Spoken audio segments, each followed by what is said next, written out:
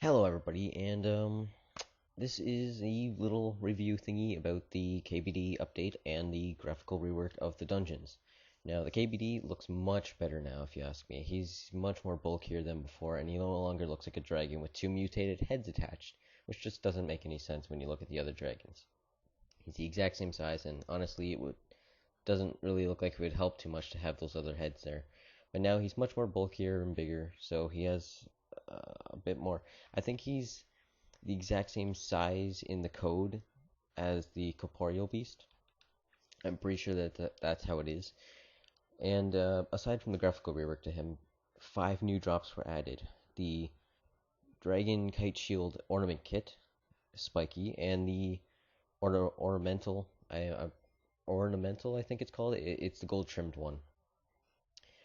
Dragon Rider gloves, Dragon Rider boots, and Dragon Rider journals, or journal I should say, because there's only one. These are all pretty rare drops, but they did go for a lot of money on the GE on the first day, which most items usually do. Aside from these ones, though, they are about 3 mil or so. The gloves and the boots are the best in-game prayer bonus you can get for those slots. So, aside from that, the area which he is in looks much more prettier. It's got, I believe it's actually fleshed out a bit more, and the space is bigger. It's got more of a bluish look to it, along with the lava, which is more of a red color. So it's got like a blue, black, and red scheme to it. There was also a little teleport which was added to the wilderness ditch beside the Edgeville lodestone and the blood tree. What was it called? The I can't remember what you probably know what I'm talking about if you've ever seen it. It's the tree that's bleeding for no reason. And Papa Mambo, or no, not he's from the Herblore habitat. Mama something. She's there beside the tree. They make the back criminal. Yeah, that tree. That tree is out beside there. Right beside that is a little artifact. You click on that, you will teleport right into the KBD room and be perfectly safe, and you won't have to go through the wilderness. However, the wilderness option is still there, but using it will give you a 10% damage buff. Honestly, it's not really that worth it in my opinion, but it's up to you. I'm really interested to see a lot more stuff about the Dragon Riders, because honestly, the Dragon Riders are more of a really quiet topic in the lore. There's not much about them, other than they were around and they're no longer here now. And they used to ride dragons, and they were some kind of a race, something like humans, but not really. And honestly, I really want to know what they're planning to do with these things, because it's almost like the white dragons. So a lot of you probably haven't heard of them, but white dragons used to be around, and if you examine the third age range armor, it actually tells you that it's made from white dragon hide. So maybe possibly in the future we could see some more stuff about the dragon riders and white dragons, which would be really interesting for me since I love the lore of a lot of games. And the story is uh, really what I play for in most games, is to find out a story and to see where it goes. So I'm really excited to see about that. It's just started snowing very violently outside. It's very wonderful to look at, but it's very threatening at the same time. Anyway, the first dungeon that was I'm going to mention is probably going to be my favorite one, the Brimhaven dungeon. Now, this is my favorite just because it looks so much like the Remington dungeon with the Queen Black Dragon, and it's just got such a dragon-esque feel to it, or sorry, DragonKin-esque feel to it. As I mentioned in the last clip there, I absolutely adore the lore in games. And honestly, I'm really excited to see where they go with this dungeon. Like, it could be related to one of the Dragonkin's hideouts or something like that. But it's really heavily into the Dragonkin-like aspect, similar, very, very similar to the Grotworm Cave, as some people might call it, the Remington dungeon. So, as for the graphical, cosmetic look of it, it's really green color. It's got like a greenish color to it, and it's absolutely wonderful when you first walk in because it's just like a small bridge into a vined up hallway, and it's just a huge open chasm with dragonkin heads and all that statues jazz. It's absolutely wonderful to look at, and I just can't really fathom how wonderful this is. Just the way that they put it all together, it looks so magnificent that it just blew me away. I love this dungeon so much, and I'm really hoping that one of the Dragonkin quests take you there and do some stuff with it. Secondly, we have the Chaos Tunnels. They are now kind of bluish, actually. They're more like a blue color and black. They try to go with a really depressing look to it, and the lava really stands out when you see it in little pits and stuff. There's also like some pillars and stuff. It's really dark, so it fits the Dragon High and Zamorakian look, if you ask me.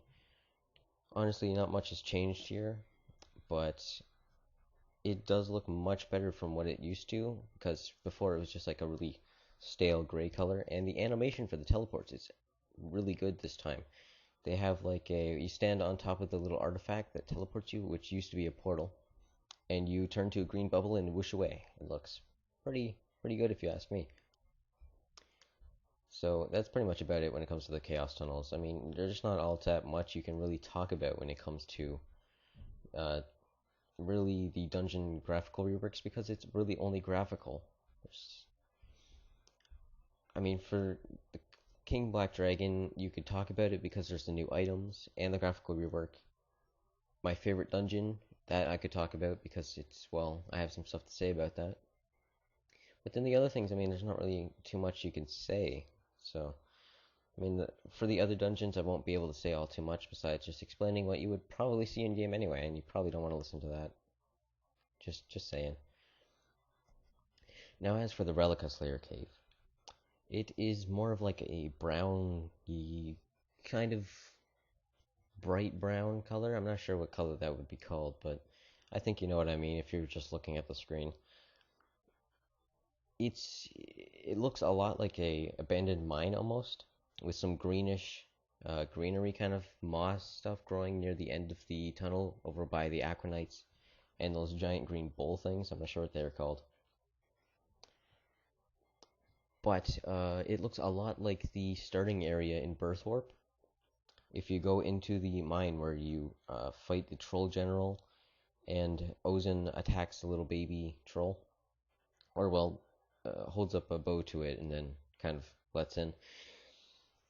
In there, it looks exactly the same as what it does over there. So the Fremnik Slayer Cave is now no longer a cave, but more of an abandoned mine, actually. Also, the animations have been reworked, I'm pretty sure, for the shortcuts. So it does look a little bit better in that sense. And honestly, once again, there's not much I can say about it otherwise, except for it's going to be much nicer when you actually kill stuff in these certain areas. Last but by no means least is the Taverley Dungeon, which now has like a grayish bluish color to it. It's much better looking if you ask me, whereas last it used to be a brown with some gray on like the pipe and the walls and stuff. And also the lava looks much better in this way. Now, also, along with that, they have upgraded those little Zamorakian spaces that were inside this dungeon, and they look just magnificent. I looked at it, and like when I ran up to it with the Orb of Oculus, I was speechless as to like what is that? It looks so cool. I want to see this. What is it? And it was just some graphic design. So that I think they did really well on. They also did the little Black Knight Fortress kind of thingy that was up near the back of the dungeon, and it looks a lot better. It's also got some Torva looking gear on top of some stands. I'm pretty sure that was in some concept art previously, but we had yet to see it in game, and that is exactly where it went. Also, the fire altar that makes the what is it? The fire orbs. That looks a lot better. It's got like fire swirls going up around it, and it looks really neat the way that they've done it now.